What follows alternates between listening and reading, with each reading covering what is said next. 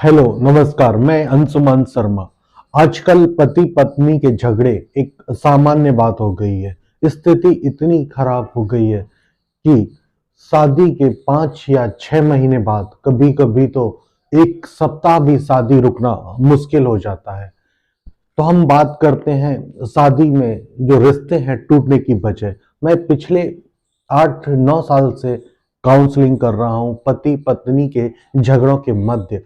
तो जो सबसे पहली वजह आती है समझ में, वो सास बहू के झगड़े।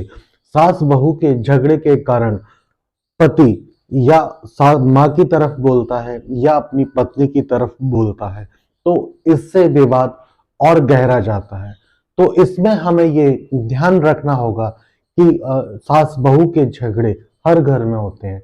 तो इस समय हम ना अपनी माँ की तरफ बोले, ना अपनी पत्नी का पक्ष रखें। हमें तटस्थ रहना है और जब थोड़ा सा विवाद कम हो जाए तो हमें दोनों को अलग अलग बात करनी है। एक तरह से हम कहें तो काउंसलिंग करना है।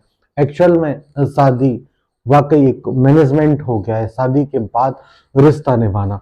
तो जब आप दोनों से अलग अलग बात करोगे तो आप देखोगे कि एक दूसरे की बुराई भी आपको थोड़ी करनी पड़ सकती है, तो वो बुराई भी करे, उसमें संकोच ना करे। लेकिन ये भी याद रखें कि जब दोनों का मन हल्का हो जाए तो एक दूसरे के प्रति प्रेम का भाव जगे। ये समझने के लिए हमें ये बताना होगा उनको कि ये वो आपका कितना केयर करती है, या सास बहू का कितना ध्यान रखती है, या बहू सास का कितना ध्यान रखती है। इससे दोनों के प्रति, एक दूसरे के प्रति प्रेम का भाव जागृत होगा। तो आज हमने बात की सास बहू के झगड़े की। हम अगली बार फिर एक टॉपिक उठाएंगे और देखेंगे कि पति पत्नी के झगड़ों में ये विवाद क्यों आ रहे हैं और हम इसे कैसे सुलझा सकते हैं।